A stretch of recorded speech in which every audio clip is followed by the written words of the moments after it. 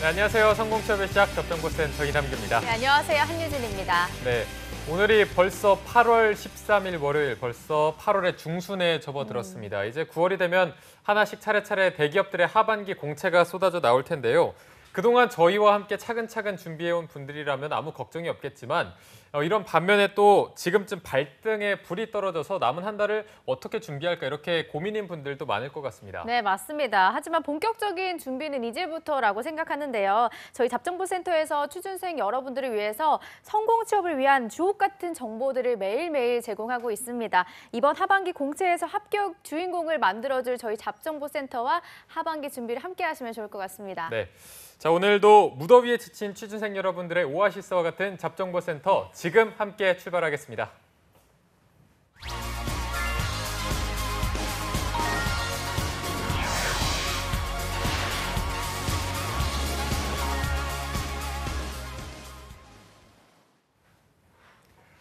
네, 채용 공고가 뜬 후에 전략을 짜면 늦습니다. 채용 공고가 뜨기 전에 미리미리 준비를 해야겠죠. 자, 전문가들의 날카로운 시선으로 하반기 공채를 대비하는 잡정보센터 특집 여름날의 기적 시즌3 오늘도 계속됩니다. 네, 오늘은 은행권 취업을 준비하는 취준생 여러분들이 꼭 한 번쯤은 만나보고 싶어하는 분입니다. 네. 은행권 취업의 전설, 레전드이시고요. 미스터 뱅쌤, 류수환 컨설턴트님 함께하겠습니다. 어서 오십시오. 안녕하십니까. 안녕하세요. 아까 대기실 내려갔을 때 뱅쌤 있는 거 보고 이제부터 은행권을 좀 짚어보겠구나 바로 생각이 들었는데 요즘 정말 날씨도 더운데 그동안 어떻게 지내셨어요? 오랜만에 뵙는 것 같은데. 예, 상반기가 4군데 은행 채용하고 이제 상반기 마무리됐고요. 이제 하반기가 이제 곧 시작을 하는데 요새는 제가 우리 앵커님들보다 제가 하루에 말을 더 많이 하는 것 같아요. 아, 정말요? 예. 강의를 좀 많이. 예, 학생들을 많이 봐야 되다 보니 예. 어느 정도나 좀 거의 하루에 한 8, 9시간 계속 이제 강의를 하시는 거예요.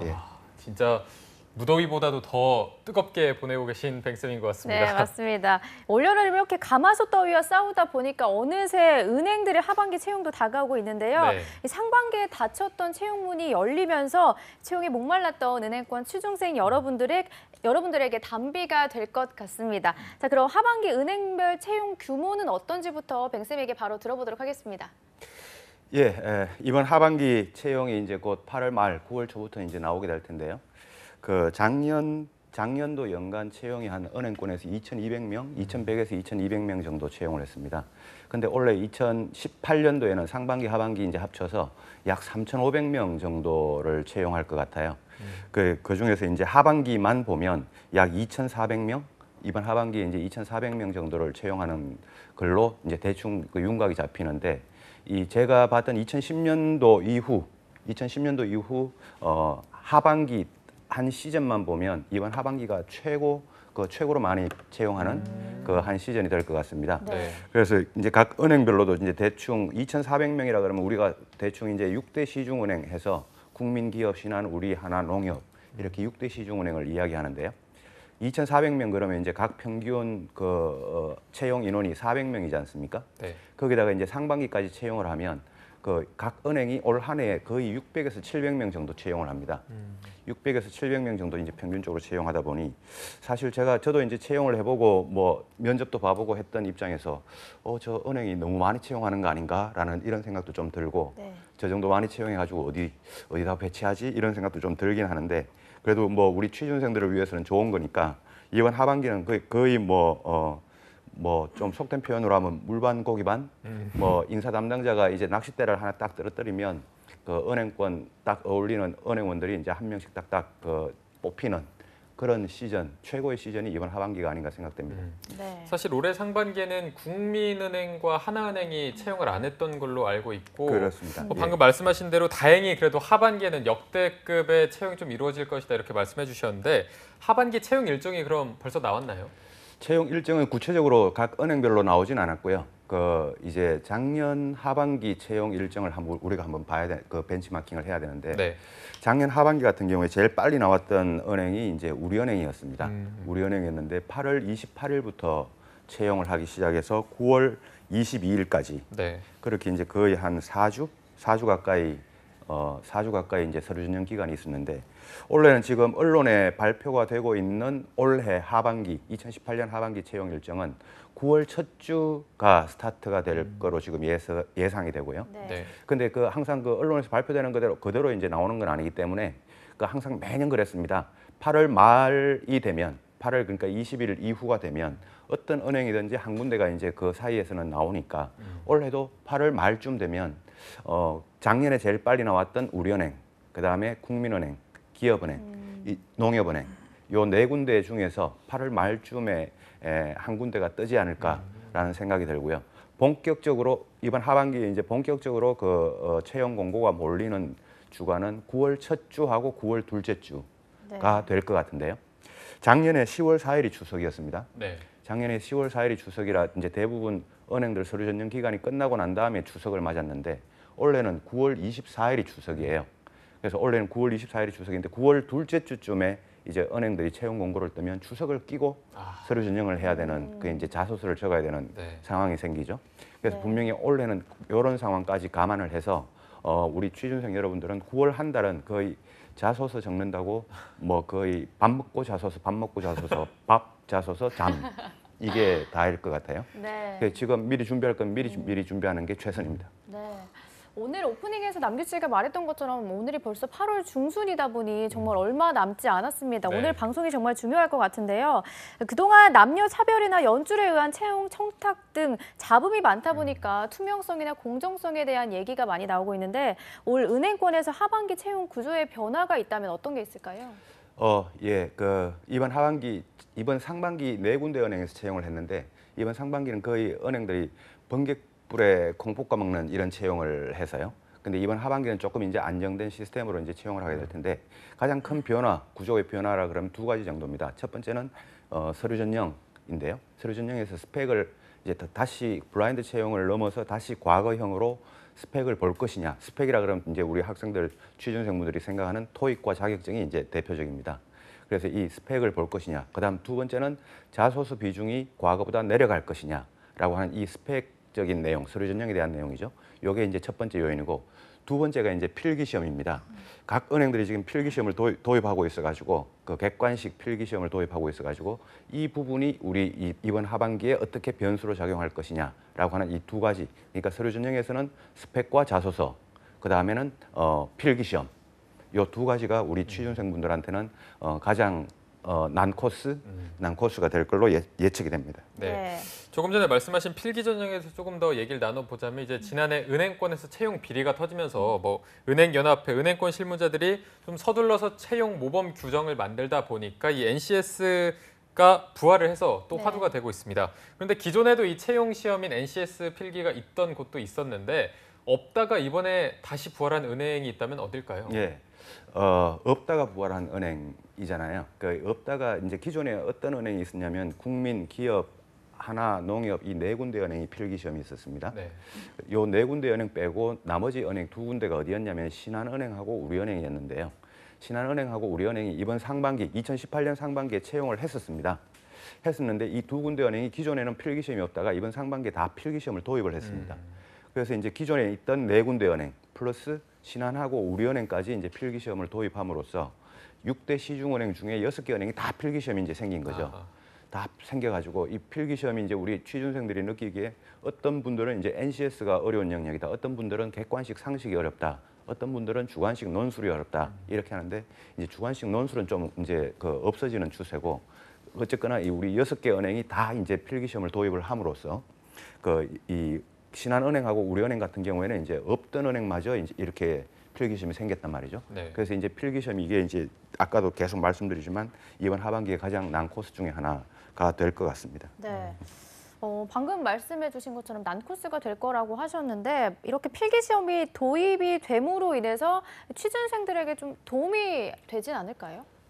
도움되는 부분이 이제 공부하는 건 좀 빡셀 텐데요. 우리 취준생분들이. 그래도 도움되는 부분이 있다면 필기시험 전형이 신한은행하고 우리은행처럼 이렇게 도입이 되면 서류 전형 합격 인원이 좀 늘어나게 됩니다. 이제 필기시험을 거쳐서 이제 과거에 신한은행 같은 경우에 1차 면접 가는 인원이 채용 인원의 5배수 정도가 1차 면접을 갔는데 이제는 1차 면접 그 전에 필기시험이라고 하는 과정이 생겼으니까 서류 전형을 좀 더 많이 붙여서 이제 필기 시험에서 이제 떨어지는 인원을 감안하면 5배수를 이제 1차 면접에서 맞출 수 있단 말이죠. 그래서 서류 전형 이 합격 인원이 늘어나는데 이번 상반기도 실제로 그랬습니다. 그래서 이제 주위에 작년에 뭐 친구들 보니까 작년에는 서류 전형에서 떨어졌는데 올해는 신한은행 서류에 합격하더라 하는 이런 친구들을 이제 한 명씩 두 명씩 이제 볼 수 있게 되는 거죠. 그래서 약 인원이 어느 정도인가면 이 서류 전형 이후에 필기 시험이 생김으로써 우리 취준생들한테 도움되는 게 서류 전형 합격 인원이 늘어나는 인원 이게 한 시즌에 보통 한 3,000명, 2,000에서 3,000명 정도는 서류 합격 인원이 늘어난다 이렇게 볼 수 있습니다. 네. 네. 준비는 빡세지만 좀 도움이 된다 이렇게 말씀해 주셨는데 좋은 면도 있죠. 네.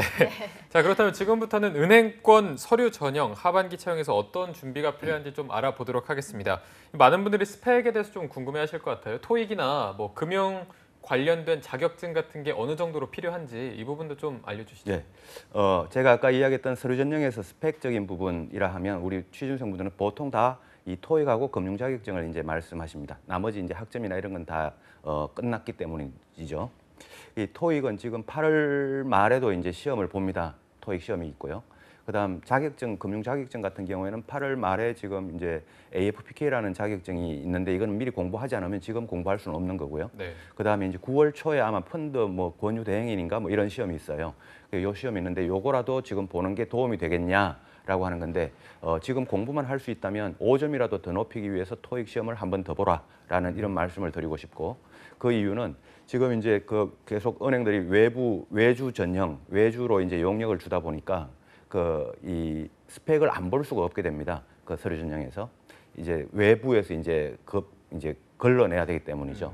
그래서 스펙을 안 볼 수가 없으니까 토익하고 금융 자격증을 보는 은행이 이번 하반기에 많이 생길 것 같은데 제 예측에 그거를 위해서 5점이라도 토익 점수를 높이면 여러분들의 서류 전형 합격률을 조금 더 높일 수 있는 기회가 될 것 같습니다. 그래서 이제 스펙 절대로 무시하지 마시고 스펙도 중요한 시대가 다시 돌아왔습니다. 그래서 좀 공부를 스펙 할 수만 있다면 토익 5점을 높이는 그 시험 한 번 더 시험 보는 거. 그다음에 금융 자격증은 지금 공부를 하지 않고 있다면 그냥 안 하고 그냥 넘어가야 되겠지만 하고 있으신 분들은 최선을 다해서 시험 합격하셔야 될 것 같습니다. 네. 네, 이렇게 토익도 그렇고 자격증도 그렇고 필기 시험까지 더해지면서 취준생 여러분들이 조금 바쁠 것 같은데요. 네. 아무리 이렇게 채용물이 넓어졌다고 하지만 철저한 준비가 없다면 남의 이야기일 뿐입니다. 오늘 뱅쌤과 함께 우리 신한은행의 채용 전략을 짚어보도록 할 텐데 먼저 국민은행 하반기 채용에 어떤 특징이 있는지부터 짚어주시죠. 예, 국민은행인데 국민은행은 이번 상반기 채용을 하지 않았습니다. 그 작년 하반기 채용이 이제 가장 최근 채용이었죠.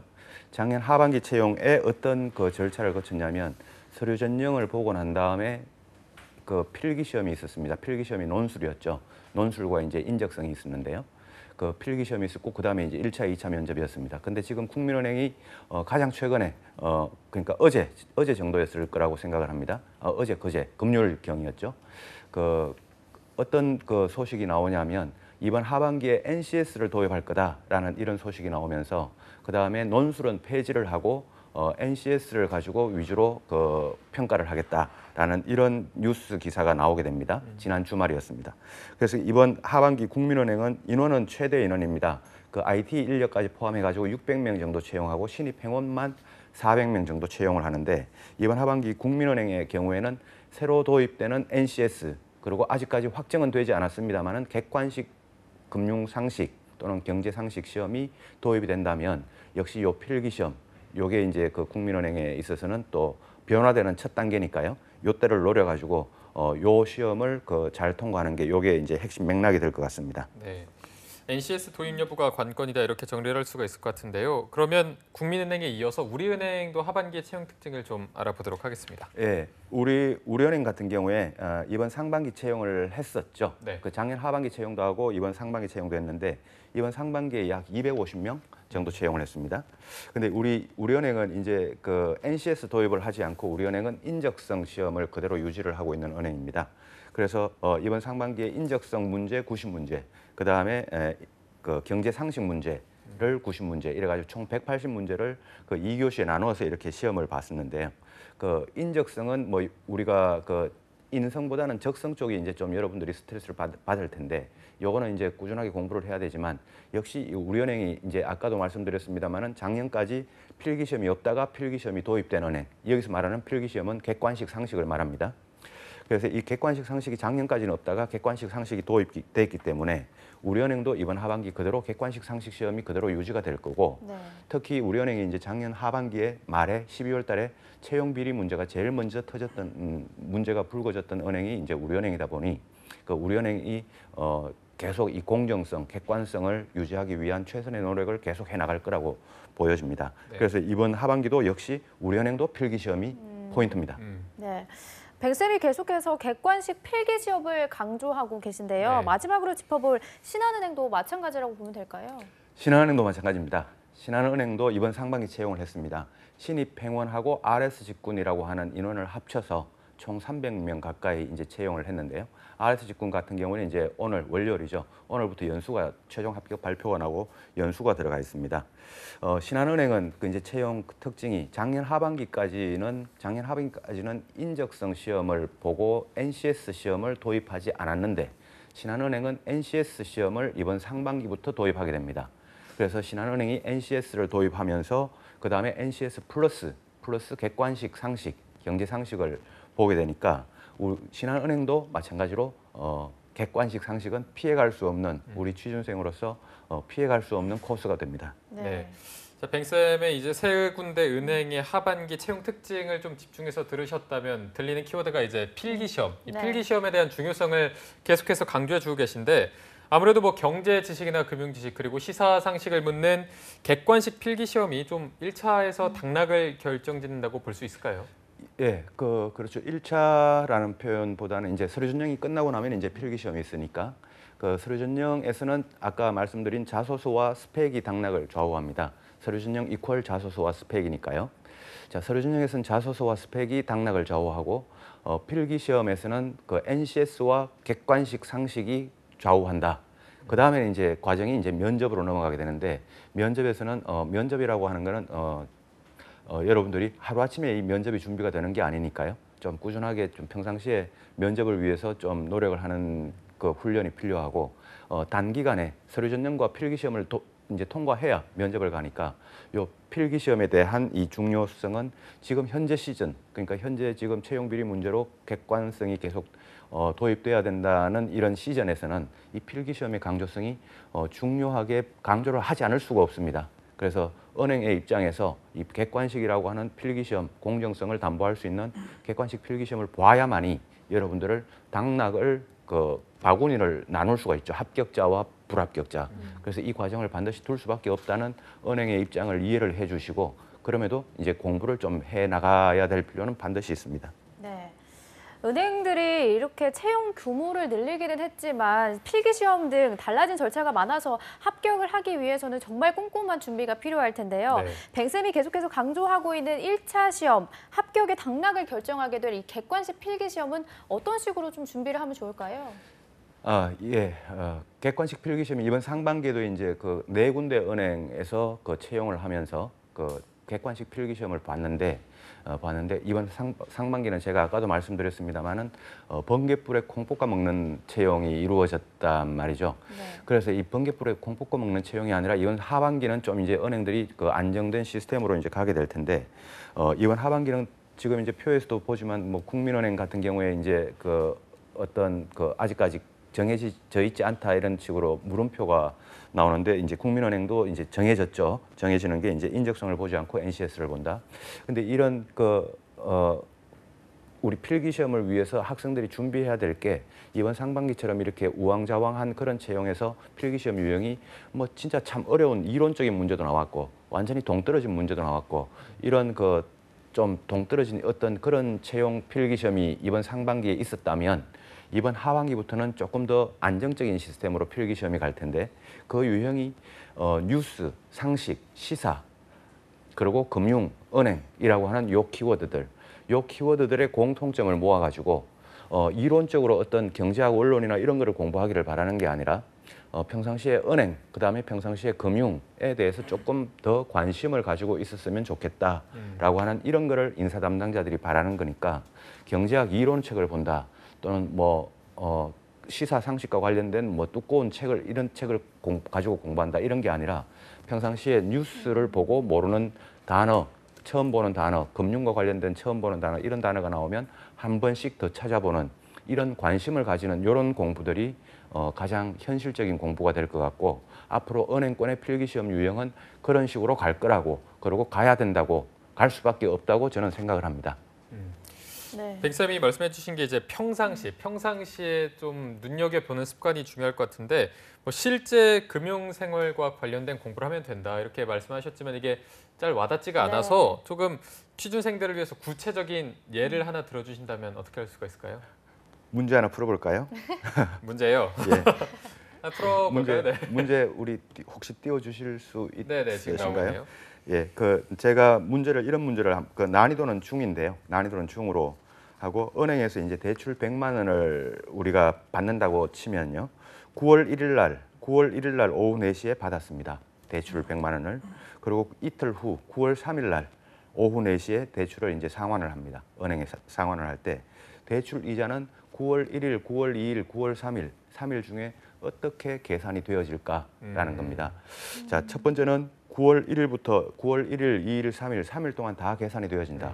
두 번째는 이제 초반에 있었던 그 1일과 2일 대출 상환하는 날은 그 이자가 계산되지 않고 상환하기 바로 전날까지 대출 받은 날부터 상환하기 바로 전날까지 이자가 계산되어진다.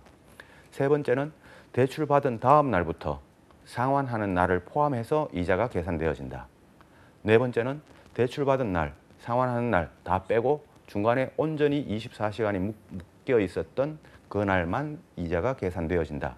요 네 가지 중에 우리가 어떤 식으로 은행에서 이자가 계산되어질까? 이거는 지극히 일반적인 상식입니다. 그 금융 지식이라고 표현하기도 어렵고 보통 일반인들이 대출 거래를 하는 보통 사람들이 다 알고 있어야 정상일 수도 있는데 그럼 이거 틀리면 비정상적인 사람이 되는 건가요? 예, 아닙니다. 이제 알면 되죠. 제가 아까 틀려갖고 그러니까요. 그러니까 저는 2번, 3번이랑 조금 헷갈려서 2일간의 이자를 받는 거는 알겠는데 이런 거는 책에 나와 있지도 않는 것일 테고 그렇죠. 지극히 상식적이긴 하지만 지극히 상식적인 이야기긴 하지만 제가 만약에 은행에 대출 받으러 간다 그러면 당장 이자가 어떻게 계산되어지는지 이게 궁금할 거란 말이죠. 그렇죠. 그냥 은행원이 이자가 10만 원 나왔습니다 하면 그냥 아무 생각 없이 내기도 하지만 그거보다는 이자는 어떻게 계산되어졌습니까 하고 이걸 한번 따져보고 생각을 해볼 수 있는 게 금융생활인데 우리가 이제 그런 생활까지는 잘 못하고 그냥 이제 은행원이 알려주면 알려주는 대로 그냥 이자를 내죠. 근데 이게 그걸 정상이라고 생각하지 말고 이게 계산이 원리는 이렇구나라는 걸 알고 지나가야 그게 이제 정상이라는 건데 여기서 지금 질문에서 이제 냈던 그 질문은 그렇습니다. 은행에서는 이거를 대출 받은 날을 포함하고 대출을 상환하는 날은 포함하지 않습니다. 그래서 이자가 붙는 그 날이 대출 받은 날은 포함하고 대출 상환일 바로 직전일까지. 이건 예금도 마찬가지입니다. 여러분들이 예금해가지고 그 이틀 후에 예금을 찾으면 예금 이자는 3일 동안 붙냐 이틀 동안 붙냐 이 개념인데 예금 이자도 예금 한 날은 포함하고 예금을 인출하는 날은 포함되지 않는 그러니까 예금 인출일 바로 직전일까지 그렇게 이틀간의 이자가 붙는 게 은행의 기본입니다. 그럼 정답은 2번이 2번이죠. 네. 저도 취업 준비를 하면서 상식책을 많이 봤는데 이런 대출과 관련한 상식 문제는 본 적이 본 적이 없는 것 같거든요. 네. 그러니까 우리 아나운서님께서 보신 책은 그 금융과 관련된 상식은 아니었다면 이제 이쪽은 이제 금융 쪽이니까 금융에서 아무래도 이제 우리 그 취준생들이 은행원이 되려고 하는 거지 않습니까? 은행은 어떻게 되어질까라고 하는 관심을 가지고 은행의 이자는 어떻게 그 계산되어질까라는 관심을 가지면 일상생활 속에서도 이런 문제들을 이런 문제라고 표현하기보다는 이런 그 궁금증, 의문점들을 찾아서 해결하려고 하는 노력을 할 수 있다는 거죠. 그런 것들이 필요하다는 겁니다. 네. 그럼 아까 말씀하신 것처럼 이런 문제가 난이도 중 정도 수준이라고 했는데요. 실제로 문제가 나오는 걸 보면 이런 수준과 비슷하다고 볼 수 있을까요?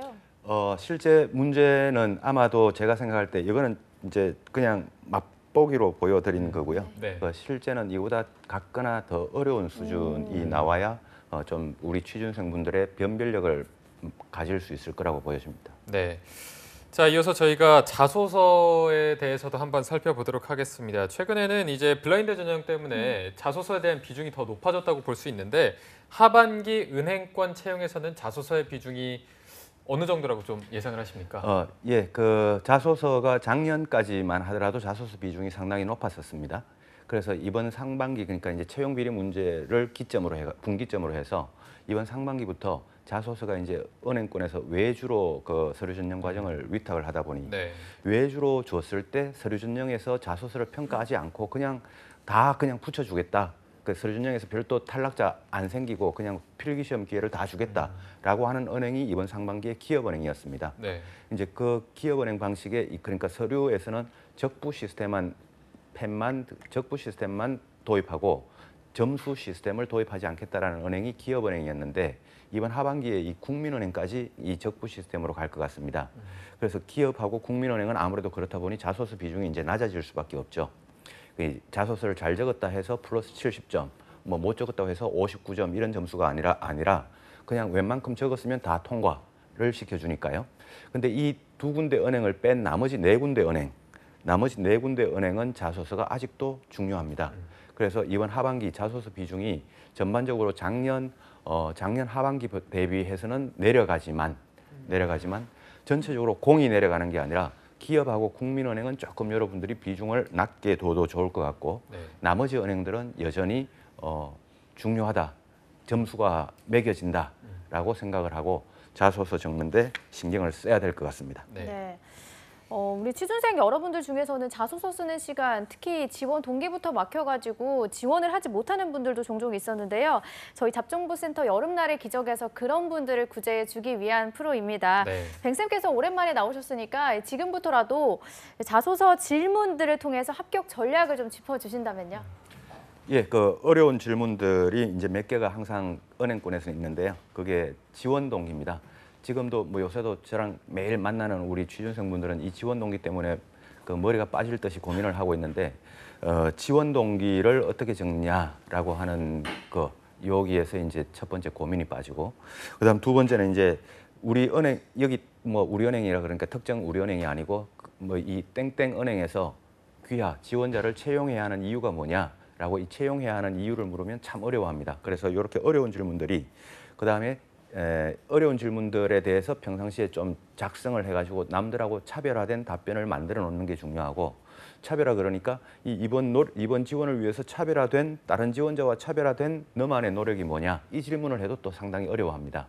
이제 차별화된 노력이 없으니까요. 그래서 이런 어렵지만 자주 나오는 질문들 요거를 미리 만드는 게 중요하고 그다음 지원 동기를 제가 우리 취준생 분들을 위해서 한 가지 팁을 드리면 지원 동기가 우리 은행원 취준생 분들의 지원 동기가 너무 연약하세요. 연약해서 이 은행에 가보니까 너무 친절하고 고맙고 배려하고 따뜻해서 지원했다. 이런 식의 이제 지원 동기가 많이 나오는데 앞으로 은행권은 점점 이 기업화되어 가고 인터넷 전문 은행도 또 더 생긴다고 이렇게 뉴스가 나오지 않습니까? 4차 산업혁명 관련해가지고도 은행이 점점 더 경쟁에 빠질 텐데 은행이 은행에 대해서 좀 더 전투적인 개념으로 좀 더 적극적이고 미래지향적인 개념으로 그런 식으로 지원 동기를 좀 바꾸어가는 시대가 되어야 되지 않을까. 그래서 너무 연약한 지원 동기를 좀 안 적었으면 좋지 않을까 이런 생각이 좀 듭니다. 네. 자, 이게 작년에는 이게 금융권 공동 채용이라고 해서 선착순으로 뭐 면접도 보게 하고 서류 전형을 면제도 시켜주는 제도가 있었는데 네. 올해는 또 이런 좀 프로그램 계획이 없습니까? 올해도 해야죠. 작년에 이제 우리 문재인 대통령 정부가 들어서고 첫 금융권 채용 공동 채용 박람회가 있었는데요. 작년에 DDP 동대문 디자인 플라자였죠. 상당히 이제 미어 터지는 이런 사태가 있었습니다. 네.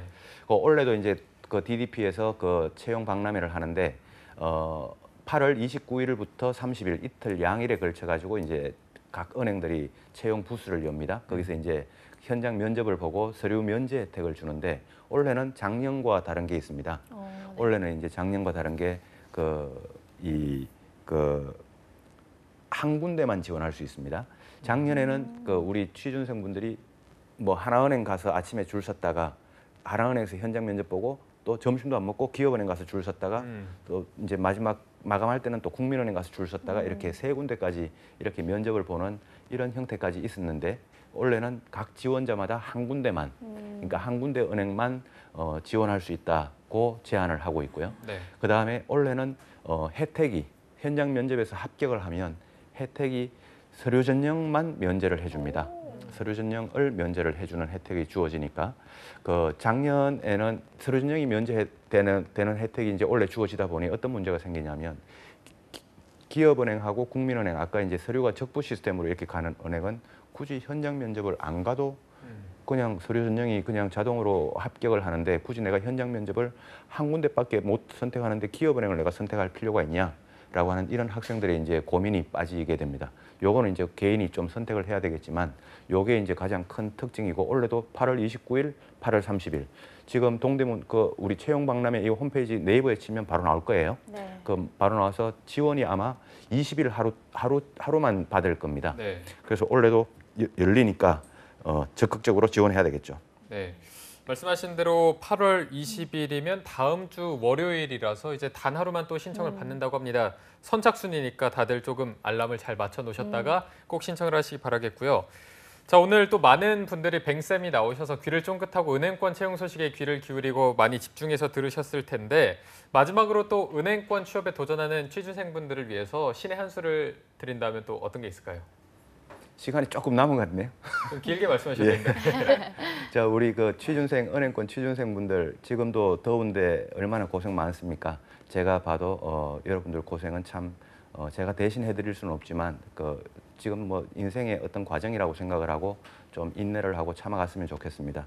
자, 이번 하반기 아까도 처음에 말씀드렸지만 그 매년 그 채용 그 볼륨 규모보다 이번 하반기가 가장 많이 채용하는 한 해니까 이번 하반기 바짝 정신을 차려서 아주 좋은 기회를 만들었으면 좋겠고요.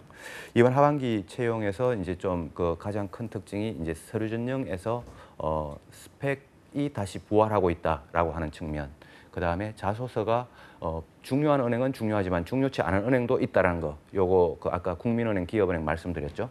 요거 감안해서 전략적으로 효율적으로 시간을 안배를 해야 되겠고. 그 다음 두 번째 이번 하반기에 이제 키워드가 그 필기 시험입니다.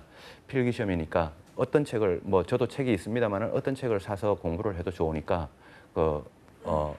꼭 필기 시험에 대한 대비, 필기 시험에 대한 대비를 이제 주위의 친구들 같이 준비하시는 스터디원들을 하고 같이 스터디를 하면서 공부하는 게 더 효율적일 거라고 보여집니다. 그래서 이번 하반기 채용의 가장 큰 키워드는 스펙, 자소서, 필기 시험 요 세 용어입니다. 요 세 단어니까 스펙은 이미 여러분들이 거의 끝났을 거라고 생각을 하고요. 그 다음에 자소서하고 필기 시험인데 자소서에서 제가 지원 동기 아까 팁을 하나 드렸습니다. 너무 연약한 지원 동기 좀 지향을 하고 좀 적극적이고 미래지향적인 지원 동기를 가지고 공략을 한번 해보시라라고 이렇게 제가 말씀드릴 수 있겠습니다. 네. 네. 자, 저희가 앞서 오프닝에서도 말씀을 드렸지만 오늘이 벌써 8월 13일, 8월 중순에 들어섰고 아까 뱅쌤은 빠르면 8월 말쯤에 이제 은행권의 채용이 시작된다 이렇게 말씀하셨는데 지금 뭐 한 2, 3주 정도 남았을까요? 그렇게 길지 않은 시간이 남았는데 지금 시점에서 좀 어떻게 준비해야 될지 모르는 분들한테는 어떤 식으로 준비해야 좀 가장 효율적이다 이런 게 있다면 어떤 게 있을까요? 예, 지금 시점이면 이제 거의 한 달이 남지 않은 상태죠. 한 달이 남지 않은 상태에서 지금 어떤 금융 자격증을 새로 공부한다 이거는 아까도 말씀드렸습니다만 이거는 불가합니다. 어렵습니다. 그리고 토익을 지금 아예 그 제로 상태에서 공부를 한다 이것도 불가합니다. 근데 만약에 토익 점수가 있다면 그 점수를 5점이라도 더 높이기 위해서 8월 말에 있는 시험을 한 번 더 접수를 하셔라라는 그런 말씀은 제가 아까 드렸고요. 네. 그거 이외에는 지금 여러분들이 뭘 하고 있어야 정상인가 하면 책이 한 책상 위에 하나는 인적성, 적성책, 인적성을 지금 계속하고 있는 은행이 있기 때문에요. 인적성 책, 또 하나는 NCS 책, NCS와 관련된 책이 하나 있어야 되고요. 그 다음 하나는 경제상식과 관련된 책, 요 세 가지 책이 여러분들이 하루에 매 그 3분의 1씩, 그러니까 1시간, 1시간, 1시간 이런 식으로 공부를 하고 있어야 정상입니다. 플러스 자기소개서입니다. 플러스 자기소개서. 그러면 여러분들이 지금 하루 일과를 보낸다고 치면 총 4개 지금 제가 말씀을 드렸죠. 하나는 NCS, 하나는 인적성, 하나는 경제상식, 하나는 자소서. 이렇게 네 개를 만약에 10시간씩 여러분들이 취업 준비를 한다면 2시간 반씩 이 4개 항목을 2시간 반씩 투자를 하고 있는 게 지금 시점에서 정상입니다. 그리고 이제 9월 달 되면 여러분들 9월 달 되면 자기소개서 때문에 다른 공부할 시간이 전혀 없습니다. 그래서 9월 달 되면 자기소개서 적고 면접 준비하느라 바빠지니까 지금 8월 달은 그렇게 여름을 보내는 이번 8월 달을 보내는 게 가장 효율적일 거라고 보여집니다. 네. 필기시험 관련해서 하나 더 좀 여쭤보자면 이제 과거에 은행권 준비하는 분들이 뭐 테셋이나 매경 테스트 이렇게 둘이 준비한 2개를 준비하던 분들이 있었는데 지금도 이런 거 준비하는 게 좀 도움이 될까요? 제가 방송 중에 그런 말씀을 드려도 될지 모르겠지만 이 매경 테스트하고 이 특정 그 신문사에서 나오는 그 시험이 그 책이 있는데요. 네. 이 책을 보면 제가 봤을 때 조금은 이론적인 성향이 좀 가깝습니다. 그래서 아까도 제가 말씀드렸습니다만은 그런 이론을 여러분들에게 알기를 바라는 게 아니라 실제 돌아가는 신문을 해석할 수 있어야 되고 신문에 나오는 용어를 이해가 가능해야 되는데 그런 부분이 이제 아까 말씀 주신 우리 특정 신문사에서 나오는 이 책들이 그런 부분이 조금 약해 보이는 게 제가 이제 봤을 때 사실입니다. 그래서 그 부분을 지금 현재 그 책을 가지고 공부를 하고 계신 분들은 공부를 하셔도 됩니다. 하셔도 되고 그 플러스 해가지고 반드시 필요한 게 이제 아까 제가 말씀드린 뉴스를 보고 모르는 단어, 모르는 용어가 나왔을 때 한 번 더 찾아 들어가는 그런 노력과 그다음에 인터넷을 들어가면 얼마든지 그런 정보를 찾을 수 있으니까요. 그리고 이제 은행과 금융권 그런 뉴스가 나오면 특히 모르는 단어, 예를 들어서 BIS 비율 이런 게 충분히 나오니까 그 모르면 충분히 한 번 더 들어가서 BIS가 뭔지 이런 걸 찾아보는 이런 노력이 지금 참 필요한 시점입니다. 네. 오늘 신의 한 수, 또 2수, 3수까지 주셨습니다. 네. 은행권 채용에 대해 짚어봤는데요. 오늘 도움 말씀 주신 커리어 칼리지의 류수환 컨설턴트님 고맙습니다. 고맙습니다. 고맙습니다. 네, 오늘 잡정보센터 1부에서 준비한 내용은 여기까지고요. 잠시 후 2부에서는요. 신세미 캐스터와 함께하는 일자리 방방곡곡이 준비되어 있고요. 네, 그리고 취준생들을 위한 발빠른 뉴스를 전해드리는 취업인 뉴스도 준비되어 있습니다. 네, 어디 가지 마시고요. 채널 고정.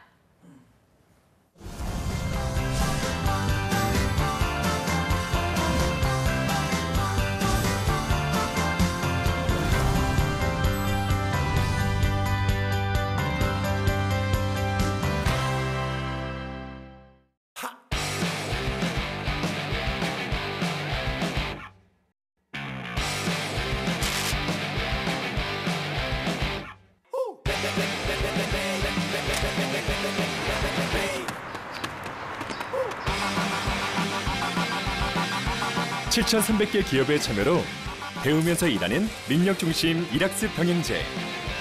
일학습 병행제로 꿈을 향해 달리고, 일학습 병행제로 직무 능력을 배우고. 스펙보다 능력으로 인정받는 대한민국. 능력 중심 사회는 일학습 병행제로부터. 우와, 잘 탔나? 재밌어요? 야, 임마! 와! 어딜 끼어드는 거야, 임마! 생일 축하해. 고마워! 축하해! 달리라!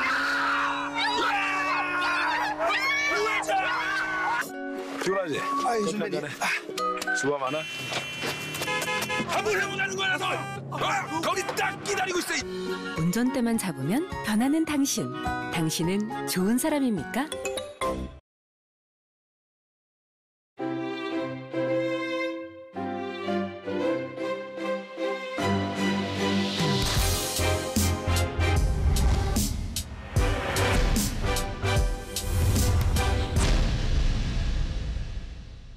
행복한 결혼, 작은 결혼식으로 시작하세요.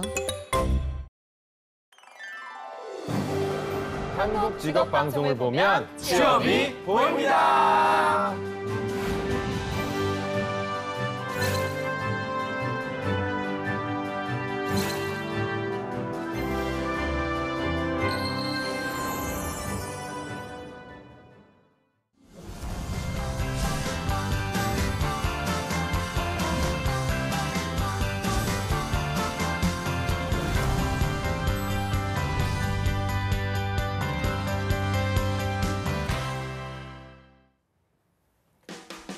성공체별시작 접정보센터 2부의 문을 활짝 열었습니다. 저희가 2부에서는요. 전국 각지의 생생한 채용 소식을 만나보는 일자리 방방곡곡이 준비되어 있고요. 네, 그리고 취준생들이 꼭 알아두면 좋은 뉴스들만 골라서 전해드리는 취업인 뉴스도 준비되어 있습니다.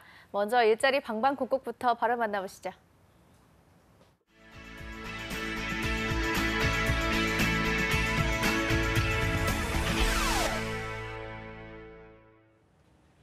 네, 매일매일 전국 각지의 생생한 채용 정보를 알아보는 일자리 방방곡곡. 오늘은 광주부터 들러보겠습니다. 김건우 주무관님 안녕하세요. 네, 안녕하세요. 강주 고용복지플러스센터 김건우 주무관입니다. 네, 주무관님 8월 초에 휴가를 갔다 온다고 말씀하셨는데요. 다녀오셨나요? 네, 다녀왔습니다. 네, 그 처갓집 가셨다고 하셨는데 맞아요. 네, 예, 네, 예. 잘 쉬다 오셨나요? 잘 쉬고 사실은 고추 수확하고 왔습니다. 아, 고추 수확하셨군요. 네, 네. 네, 오늘 채용 소식도 알려주시죠. 네, 첫 번째 전남 지역 일자리 소개해드리겠습니다. 이번 주에는 전남 하순군에 위치하고 있는 전문 건설업체인 조원정합건설 주식회사입니다. 대리 및 과장급 건축 공무 및 건축 시행 경력자 2명 채용할 계획입니다. 지원 자격은 2년제 대학 졸업 이상의 학력과 2년 이상 경력자 지원 가능합니다. 건축학 전공자나 건축기사 및 산업기사, 자격증 소지자 우대합니다. 급여는 월 200만 원 시작하고 면접 후 협의 가능합니다. 접수 마감은 9월 14일까지입니다. 관심 있는 분들은 서둘러 접수하시기 바랍니다. 접수 방법은 이력서, 자기소개서, 자격증 사본, 경력증명서 등을 준비하셔서 이메일로 접수하시면 됩니다. 네, 대리 및 과장급의 2년 이상 경력자를 채용하고 있습니다. 관련 구직자 여러분들의 많은 지원 바랍니다. 주무관님 바로 다음 소식도 알아보겠습니다. 네, 두 번째 소식은 취업특방 소식 준비했습니다. 강주 고용복지플러스센터에서는 지역 구직자들의 취업을 위해 취업 성공에 필요한 노하우를 알기 쉽게 알려주는 취업특강 프로그램을 제공합니다. 9월 일정 알려드리겠습니다. 9월 10일 산업안전보건교육 및 일자리를 위한 나만의 전략, 9월 17일 창업준비 및 효율적인 자산관리와 생애주기별 재무설계 등을 각각 운영할 계획입니다.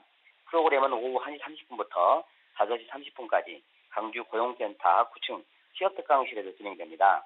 참여를 희망하는 구직자분들은 일정을 참고하셔서 미리 워크넷을 통해 신청하거나 고용센터를 직접 방문하여 접수하셔야 합니다. 프로그램 관련한 궁금한 사항은 국번 없이 1350번으로 연락하시면 됩니다. 네, 구직자 여러분들을 위해서 다양한 프로그램을 준비했다고 합니다. 많은 관심과 지원 바라겠습니다. 주무관님 오늘 소식 고맙습니다. 네, 고맙습니다. 네, 이번에는 경기도로 가보겠습니다. 성남고용센터의 이은경 주무관님 안녕하세요. 네, 안녕하세요. 성남고용복지플러스센터 이은경 주무관입니다. 네, 오늘 어떤 소식 준비하셨나요? 네, 오늘 소개해드릴 일자리 정보는요. 주식회사 구방 엔지니어링 건축사 사무소 정보입니다. 주식회사 구방 엔지니어링 건축사 사무소는 건축 설계, 건축 감리, 전기, 통신, 소방을 감리하는 기업이고요. 위치는 성남시 중원구 여수동에 있습니다. 이번에 모집하는 분야는 일반 사무 및 격리 직원 업무를 담당할 1명을 모집하고 있습니다. 지원 자격은 초대졸 이상의 학력으로 경력은 무관하고요.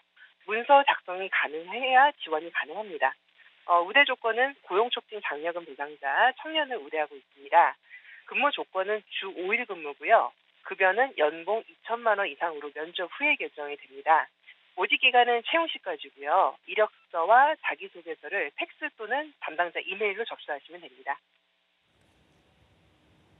네, 고용촉진 장려금 대상자와 또 청년층을 우대한다고 합니다. 관심 있는 구직자 여러분들은 지원 자격 잘 체크하셔서 지원하시기 바랍니다. 주무관님 바로 다음 소식도 알려주시죠. 네, 두 번째로 소개해드릴 기업은요. 구주기술 주식회사입니다. 구주기술 주식회사는 폴리머 애자를 제조하고 또 방화학 구획 설치 공사하는 기업이고요. 성남시 분당구 순회동에 위치하고 있습니다. 이번에 모집하는 분야는 연구소에 연구원 2명을 모집합니다. 분야는 화공 분야 1명, 전기 분야 1명을 각각 신입으로 모집하는 건입니다. 지원 자격은 4년제 대졸 이상의 학력으로 관련된 전공자면 지원 가능하십니다. 일단 우대 조건은 문서 작성과 엑셀 사용 가능자 이런 분들을 우대하고 있고요. 주 5일 근무입니다.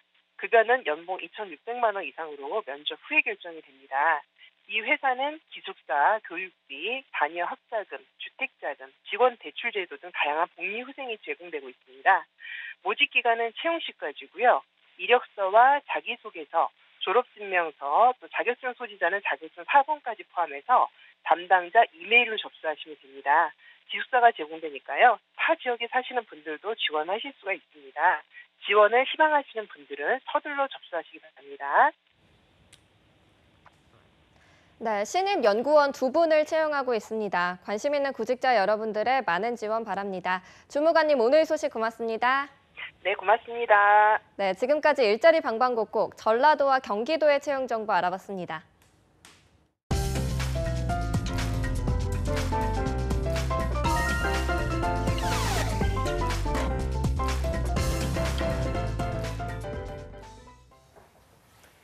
네, 구직자들이 꼭 알아야 할 소식들을 발빠르게 알아보는 코너죠. 취업인 뉴스 시간입니다. 네, 오늘도 수고해 주실 잡정보센터 2부의 도우미 신세미 캐스터와 함께하겠습니다.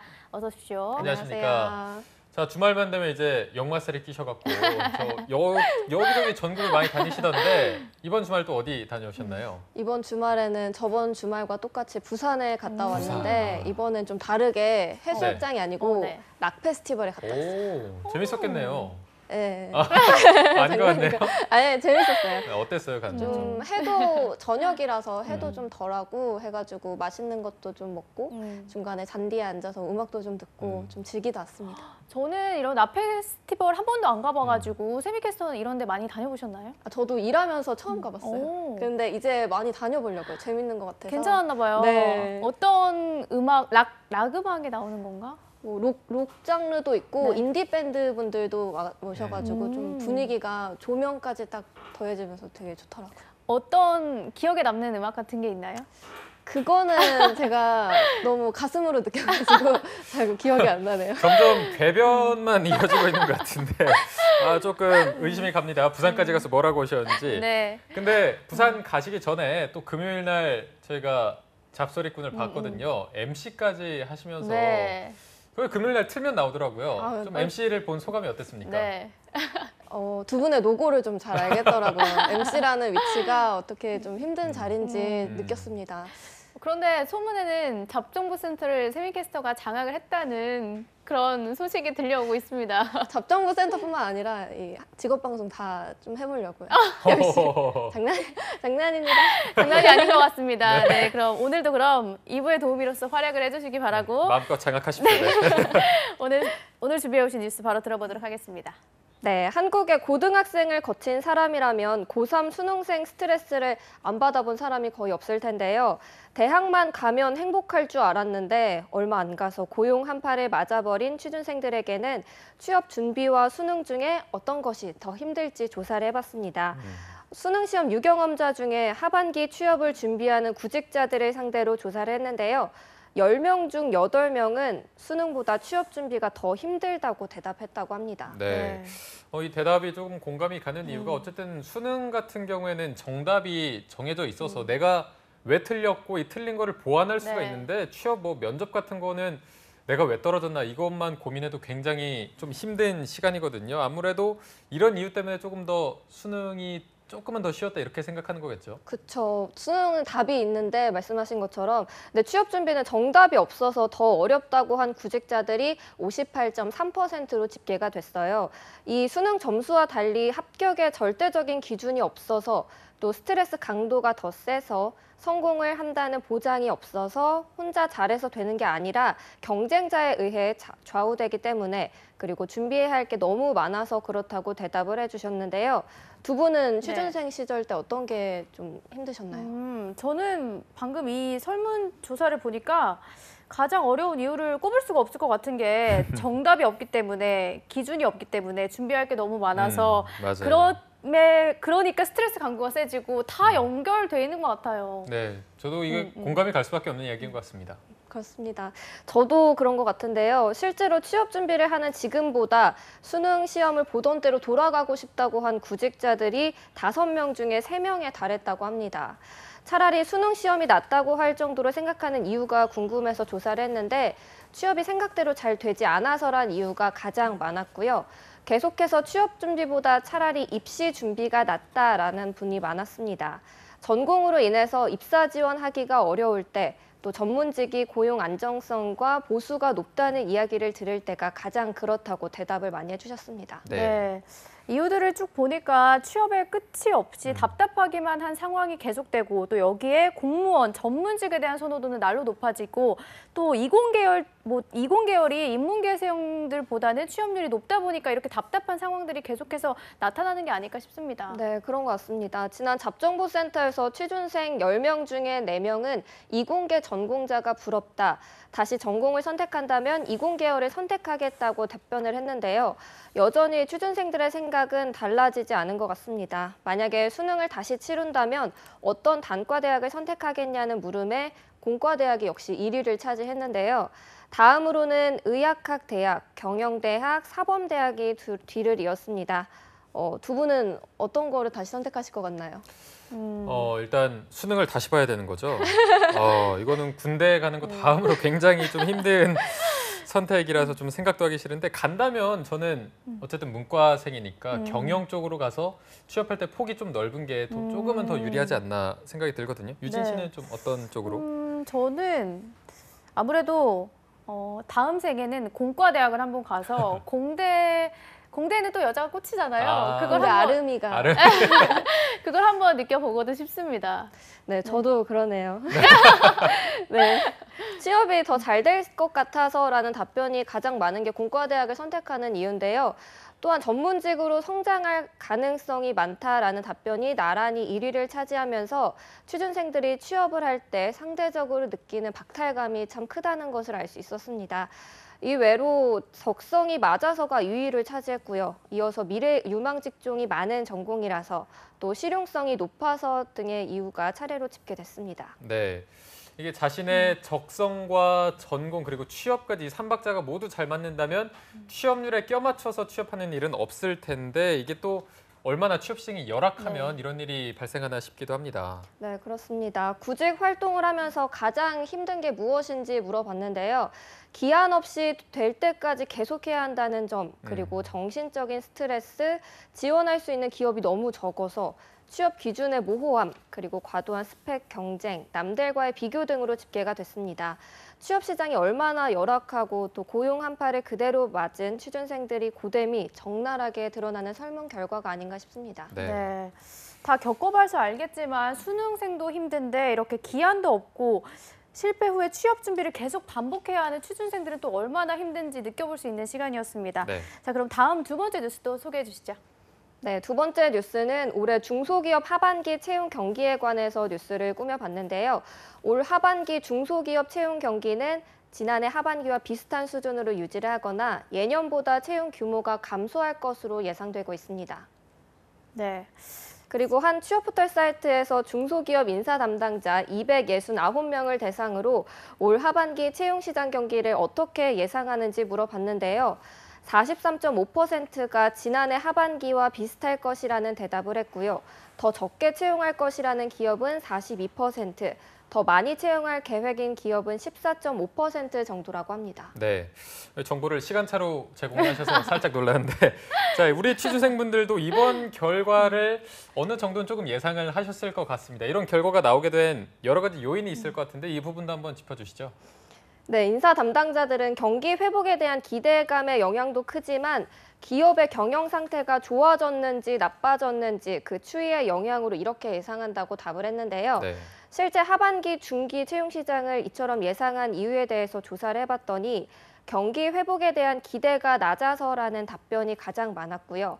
이어서는 기업의 경영 여건이 나빠져서라고 답한 응답자가 41.6%라고 합니다. 네.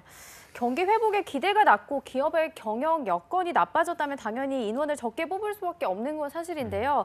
반대의 경우에도 채용 인원을 더 많이 뽑는 거는 기업의 마음인 것 같습니다. 이렇게 더 많이 채용할 것이라고 말한 담당자들은 그렇게 말한 이유는 뭐라고 하던가요? 네, 이유를 정리를 해봤더니 한 가지 눈에 띄는 점이 있었는데요. 정부의 일자리 창출 지원에 힘입어서 더 많이 채용할 것이라는 응답이 약 18% 정도 차지를 했고요. 한편에 중소기업 인사 담당자들에게 올해 하반기 중소기업 채용 트렌드를 물어봤더니 면접을 강화할 것이라는 인담자들이 50.2%나 됐습니다. 이어서 인턴 채용이 증가할 것이라는 답변도 47.2%로 뒤를 이었는데요. 이 외에 블라인드 채용이 확산될 것이며 또 AI 채용 전형을 도입하는 기업이 늘어날 것, 그리고 채용 시험을 보는 기업이 증가할 것이라는 순으로 높았습니다. 네. 자, 신세미 캐스터가 전한 내용들을 좀 정리해보면 중소기업들도 이제 점점 대기업처럼 채용 시스템이 변화해가는 걸 눈에 볼 수가 있었는데요. 인사 담당자들이 직접 꼽았다고 하니까 더 신뢰성이 가는 부분이었던 것 같습니다. 이 점들을 잘 참고하셔서 준비하셔야 될 것 같은데 오늘 또 신세미 캐스터가 오늘 내용들을 준비하면서 느꼈던 점이 있을 것 같아요. 응원의 한 말씀 부탁드립니다. 네. 취준생분들한테. 네. 고용 한파라는 말이 계속해서 나오고 있는데 그래도 하반기 때 좀 빛을 볼 수 있지 않을까 싶은데 열심히 준비하셨다면은 하반기 채용 규모가 그래도 좀 더 크잖아요. 네네. 그래서 이번 하반기 때는 꼭 취뽀하시기 바랍니다. 네, 고맙습니다. 취업인 뉴스 오늘도 취준생들을 위한 알찬 뉴스와 정보들로 꾸며봤습니다. 다음 뉴스도 기대 많이 해주시기 바라고요. 네. 오늘 수고해주신 신세미 캐스터 고맙습니다. 고맙습니다. 네, 잡정보센터 오늘 준비한 내용은 여기까지입니다. 내일도 하반기 대기업 공채 특집 여름날의 기적 시즌3는 계속됩니다. 네, 저희는 내일 오전 10시에 웃는 얼굴로 찾아뵙겠습니다. 시청해주신 여러분 고맙습니다. 고맙습니다.